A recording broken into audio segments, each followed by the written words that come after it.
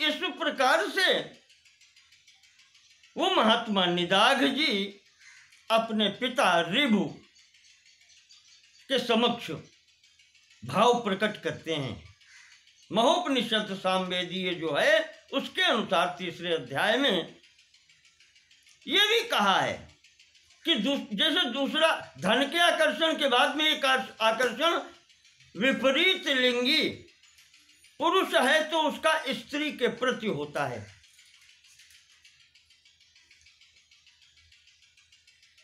पर उसमें भी यथार्थता क्या है?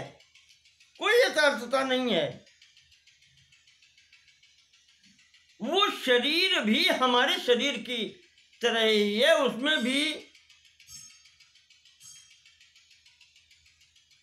मांस, हड्डियां, मलमूत्र, स्नायु, नसें, मेदा, रक्त, पीव, ये सब गंदी वस्तुएं ही होती हैं। इनके अतिरिक्त और शरीर में है क्या? इसी प्रसंग मुझे एक श्लोक याद आता है। मदालसा जी ने अपने पुत्र को उपदेश जब दिया है तब उन्होंने कहा है, वहां पर मार्कंडेय पुराण में है संभवतः, इहासोस्थि संदर्शनमक्षयुग्मम् अत्युज्ज्वलम् यत् कलुषं वसायाम्। ये विपरीत लिंगी जीवों के प्रति आकर्षित होने में या पुरुष का स्त्री के प्रति आकर्षण होने में हेतु क्या है? किस लिए आकर्षित होता है? हंसी से, नेत्रों के कटाक्ष से, हाव भाव से। विचार करो उसमें क्या है। हासोस्त संदर्शनम अक्षयुग्मम।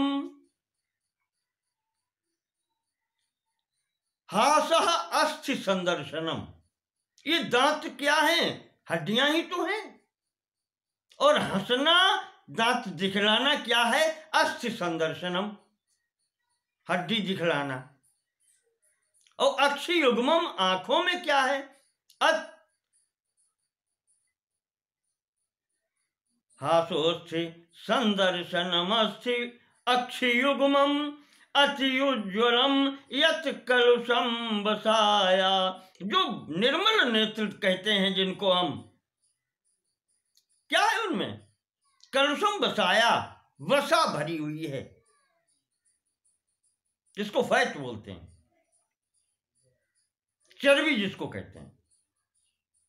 कहीं सफेद है, कहीं काली है। अति उज्ज्वलम और कहीं कलुषम। ये सब वसा के विकार हैं, यही तो है। और कुछ आदि पीनम पिशितम घनम तत्।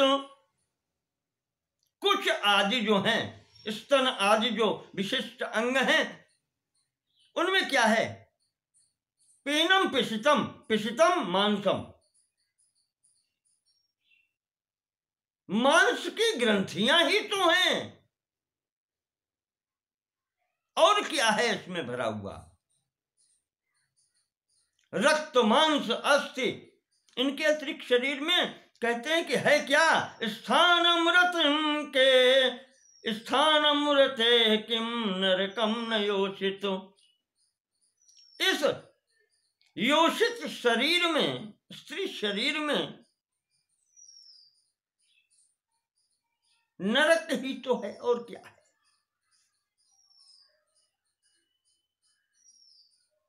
इसमें आकर्षण कहां है? जब तक शरीर ही रहता है, चलता फिरता है, आकर्षण का केंद्र, और उसी शरीर को अंततः मांसाहारी जीव खा जाते हैं, कुत्ते नोच के खाते हैं। मरघट पर देखो, या तो जला करके समाप्त कर दिया जाता है, या अंततः भूमि के अंदर क्रमविद भस्म संज्ञान्तम। 3 स्थितियां हैं शरीर की। उसमें शरीर का रहता क्या, होता क्या है? कुत्ते नोच के खाते हैं। क्या आकर्षण का केंद्र है? ऐसे ही तो कहते हैं महाराज मुझे भोग की कोई आशा नहीं है, इन सब से मेरा चित्त विरक्त हो गया है।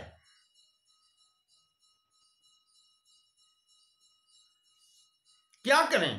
पिताजी के समक्ष वो कह रहा है, पुत्र निदाघ। तो यहां पर चौथे, पांचवें और छठे अध्याय में पिताजी उपदेश करते हैं। फिर यहां पर भी वही उपदेश है कि पुत्र, जो तुम्हें ज्ञान हुआ है वही सत्य है।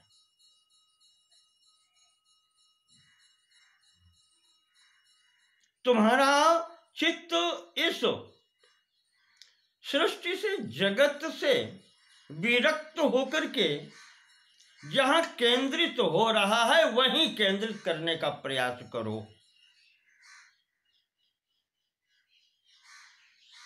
तुम्हारा परमार्थ यही है, परम अर्थ यही है।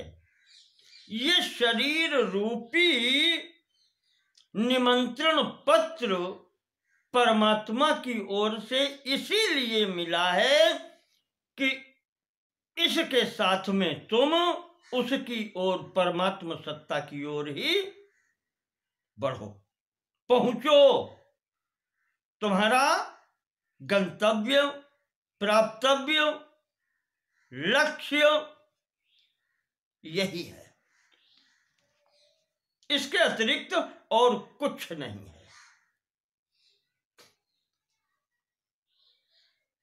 और अंततः वह एकत्व अनुभव कर लेना ही परमार्थ है।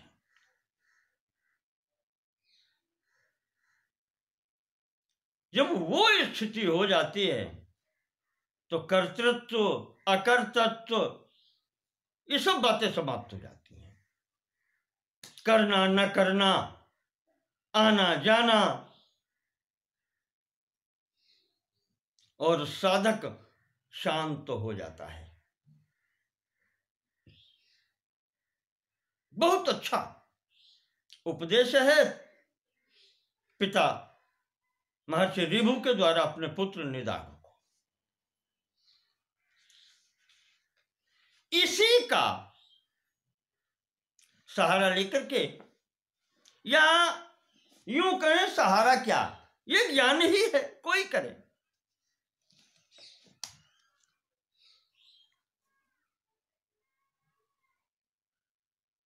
इसी आधार पर विष्णु पुराण के दूसरे अंश में अंतिम 2 अध्याय 15 और 16 इन्हीं महर्षि ऋभु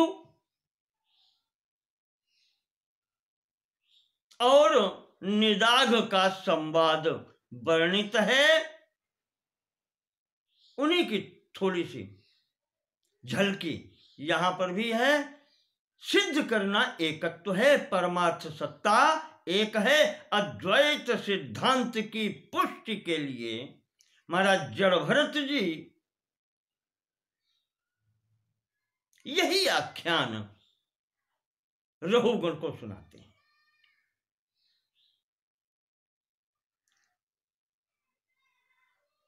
देखो, ज्ञान सबको प्राप्त हो जाता है क्योंकि आत्म स्वरूप ही ज्ञान स्वरूप है। पर कभी कभी ऐसा होता है, मैंने कहा नहीं, सृष्टि तभी होती है जब उसमें थोड़ा सा अज्ञान, तमोगुण का प्रविष्टि हो जाती है। तो उस ज्ञान की पुष्टि के लिए यहां पर एक गुरु की आवश्यकता होती है। स्कंद पुराण में शिव पार्वती संवाद के रूप में एक गुरु गीता, वहां भी ऐसे ही 6, 7 या 8 अध्याय की है। उसमें ये बात आती है, भगवान शिव जी ने पार्वती जी को ही बतलाया है कि देवी, यद्यपि अधीता निगमा, यद्यपि पुरुष कितने भी वेदों का अध्ययन कर ले, षडंगा आगमा प्रिय, 6 वेद सहित, शिक्षा कल्प निरुक्त, व्याकरण छंद ज्योतिष सहित वेद वेदांगों का संपूर्ण अध्ययन कर ले, ज्ञान प्राप्त कर ले। और आगमा, आगम मैंने आपको बताया था जिसमें कर्मकांड संबंधी निर्देश होते हैं। पंचरात्र, जैसे नारद पंचरात्र, जहां पर पूजा अर्चना की विधि बताई जाती है। इन सब का अध्ययन करने के बाद में अध्यात्मादीनि शास्त्राणि, जो आध्यात्मिक शास्त्र कहे जाते हैं सबको कंठस्थ कर ले। फिर भी ज्ञानम नास्ति गुरुम बिना, पूर्णता तभी होती है जब गुरु समर्थन कर देता है। गुरु के बिना ज्ञान की पुष्टि नहीं होती। इसीलिए उन्होंने वहां जोर दिया है, भगवान शिव ने पार्वती जी से कहा है कि सर्वं स्यात् सफलम कर्म गुरु दीक्षा प्रभावतः। जिसको गुरु की दीक्षा मिल गई, गुरु निर्देश मिल गया, उसके संपूर्ण कर्म सफल हो जाते हैं। तो गुरु लाभात सर्वलाभो, गुरु जब प्राप्त हो जाता है तो सर्व लाभो, सब लाभ उसको प्राप्त हो जाते, फिर किसी वस्तु की कमी नहीं रहती। ये स्थिति है। पर यहां एक बात और विचार करने की, मैं अपनी बुद्धि लगाता हूं, आप लगाइए। गुरु खोजना नहीं पड़ता है, तुम अपने आप को योग्यतम शिष्य का आचरण करके पुष्ट करो, उस लायक बनो कि गुरु मिलेगा तो क्या पूछ पाएंगे। आधार बनाना होता है स्वयं को, निरीक्षण करना होता है स्वयं को, प्रयत्न करना होता है स्वयं को। गुरु केवल दिशा निर्देश करता है, ये करना होता है। यहां भी देखो रहुगण कहां जा रहा है, पर गुरु इसको मार्ग में मिल गए, खोजना नहीं पड़ा। जिनके लिए जा रहा था वहां पहुंच भी नहीं पाया। इतना योग्यतम अधिकारी है कि यहां स्वतः ही मार्ग में उसकी पालकी में कंधा लगाने के लिए भी गुरु उपस्थित हो गया। ये है योग्यतम शिष्य की पहचान। गुरु स्वयं अपने योग्यतम शिष्य को खोज लेता है। इस श्रेणी में नारद जी का नाम आता है। जहां भी योग्यतम शिष्य हुआ, नारद जी पहुंचे हैं, चाहे ध्रुव हो, चाहे प्रहलाद जैसे बच्चे हों, और चाहे हिरण्याक्ष, हिरण्यकश्यप, कंस, रावण, कोई किसी की भी सभा हो और नारद जी की बात अकाट्य होती है। ये सब एक तरीके से कहें तो ये मानसिक तौर पर नारद जी के शिष्य हैं।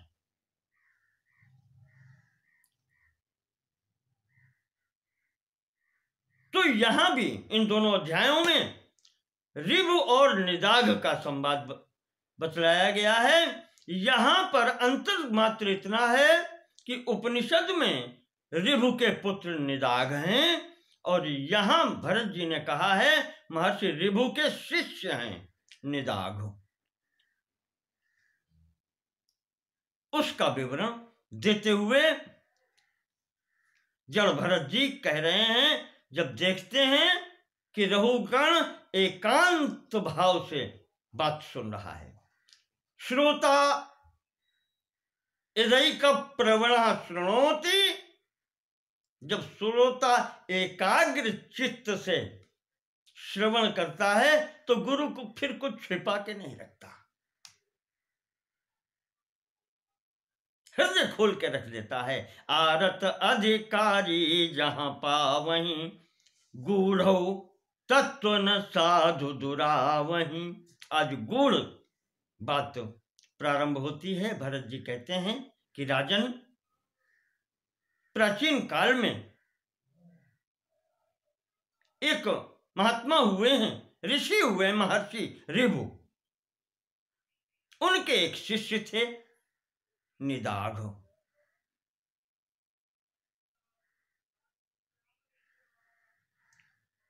ये महर्षि ऋभु ब्रह्मा जी के पुत्र थे।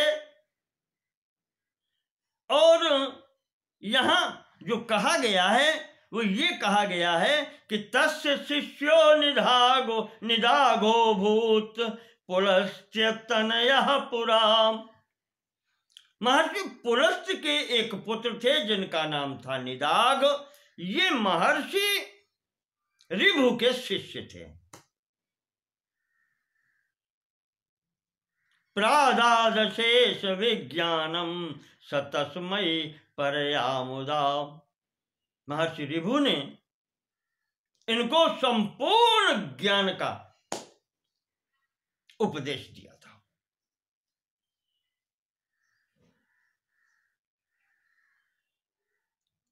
यहां कहते हैं भरत जी, ज्ञान तो हो गया था निदाग को, पर उनकी निष्ठा अद्वैत में नहीं थी। कुछ अंतर आत्मा और परमात्मा में चल रहा था।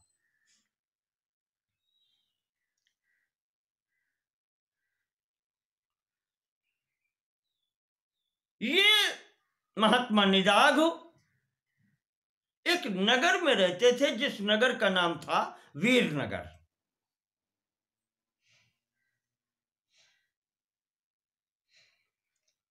ये यहां रहते थे, परिवार भी था इनका। कहते हैं कि महर्षि ऋभु को एक बार अपने शिष्य की याद आ गई तो वो मिलने के लिए इस नगर में पहुंचे। इधर गृहस्थ आश्रम में रहते हुए महात्मा निदाग प्रातःकाल संपूर्ण अपना नित्यकर्म करके भोजन करने जा रहे थे। बलि वैश्वदेव इत्यादि कर चुके थे, अतिथि की प्रतीक्षा में थे, अतिथि भोजन करवाया जाए। गृहस्थ आश्रम में ये होता है कि भोजन के पूर्व जो भी आ जाए उसको प्रेम सहित भोजन कराया जाए। ये अतिथि सत्कार अत्यंत आवश्यक है।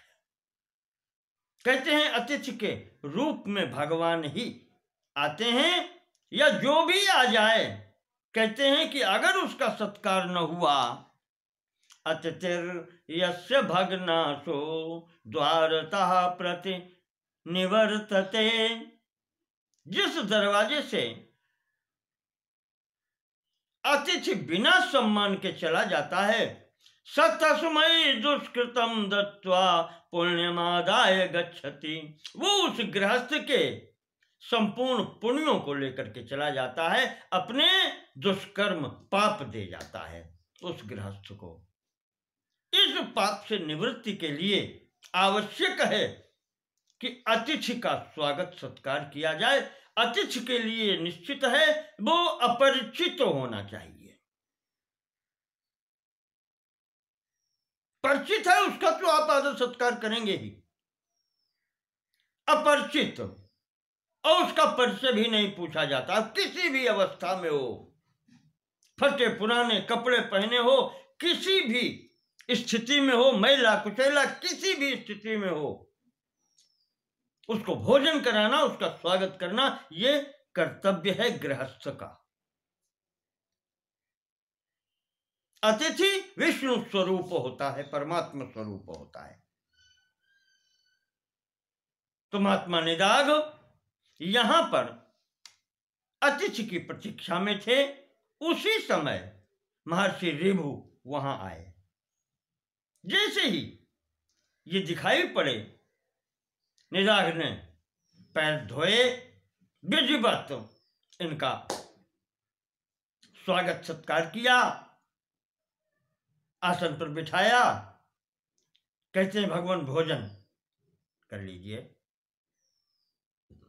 तो ऋभु ने पूछा कि तुम्हारे यहां बना क्या है? वो पूछते हैं कि तुमने क्या बनवाया मुझे खिलाने के लिए? तो निदाग कहते हैं कि सक्तु यावक वाट्यानाम अपूपानाम च मे गृहे। अब क्या भोजन करेंगे? मेरे घर में सत्तू उपलब्ध है। यावक वाट्यानाम जौ की बनी हुई यावक, क्या कहें उसको, हलवा जिसको बोलते हैं, वो है। वाट्यानाम अपूपानाम, पुए बने हैं मीठे, जो आपको पसंद हो। यद रोचते दुयश्रेष्ठ तत्त्वं भुंक्षु यथेच्छया, जो आपकी इच्छा हो भोजन करो आप। तो ऋभु महर्षि कहते हैं कि बेटा ये कुछ भी मुझे खाने की इच्छा नहीं है। कहा खीर बना के खिलाओ।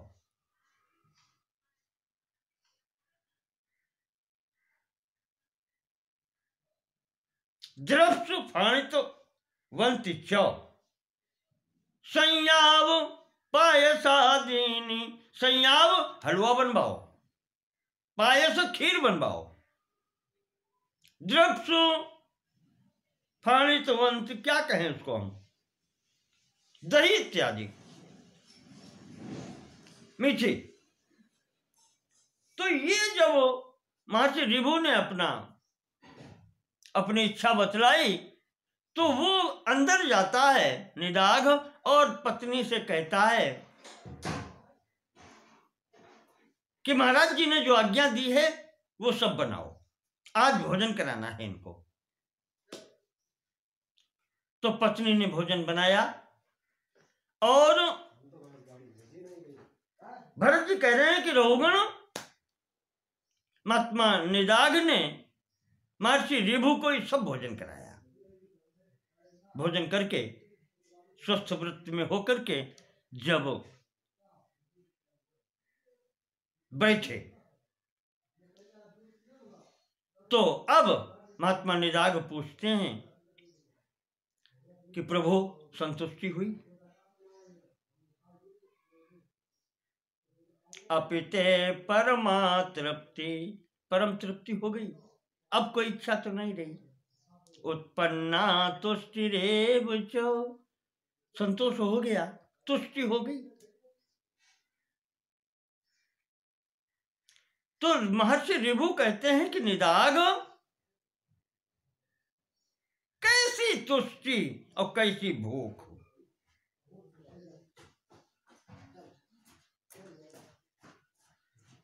न तो मुझे भूख लगी थी, न मैंने कुछ खाया,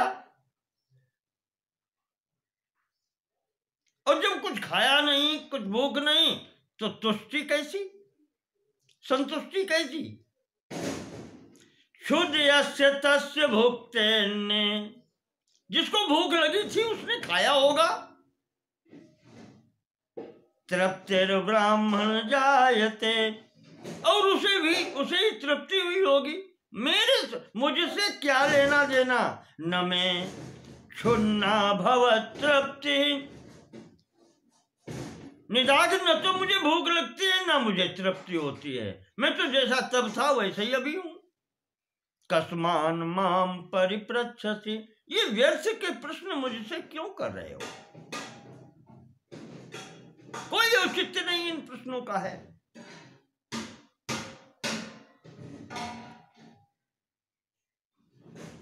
वन्निना पार्थिवे धातौ क्षपिते क्षुत समुद्भवः,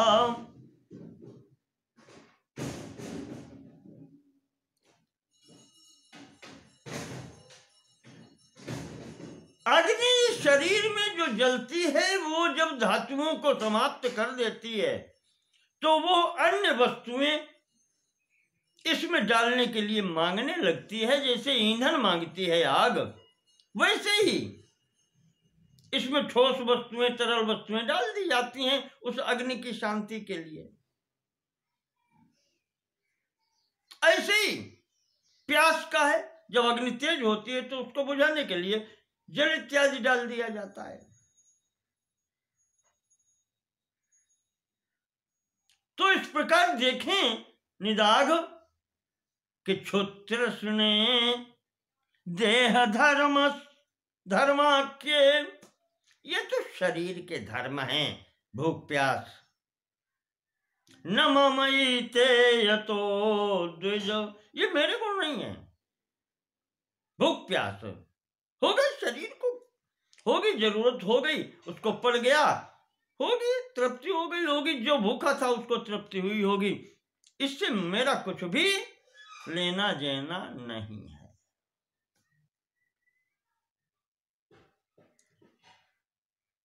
मीठा, खारा, खट्टा, तीखा, अरे ठीक है, जिसने खाया होगा उसको स्वाद मिला होगा। इसमें क्या है? तुम कहते हो अच्छा लगा कि नहीं लगा? ठीक है, मीठा सबको अच्छा लगता है, पर कभी विचार किया कि वही मीठा जो बहुत अच्छा लगता था, अमृष्टम जायते मृष्टम, वही मीठा पदार्थ अमृष्टम जायते, अरुचिकर हो जाता है। जो अच्छा लगता है, मृष्टाद उद्युजते मनः, उसी मीठे से या उसी रुचिकर पदार्थ से मन को अरुचि हो जाती है, जो कभी बहुत अच्छा लगता था। तो आज मध्यावसाने सो किमन्नम रुचिकारकम। तो अगर विचार करके देखें, आज में, प्रथम में, बीच में, बाद में कौन सा ऐसा अन्न है जो सदैव रुचिकर बना रहे?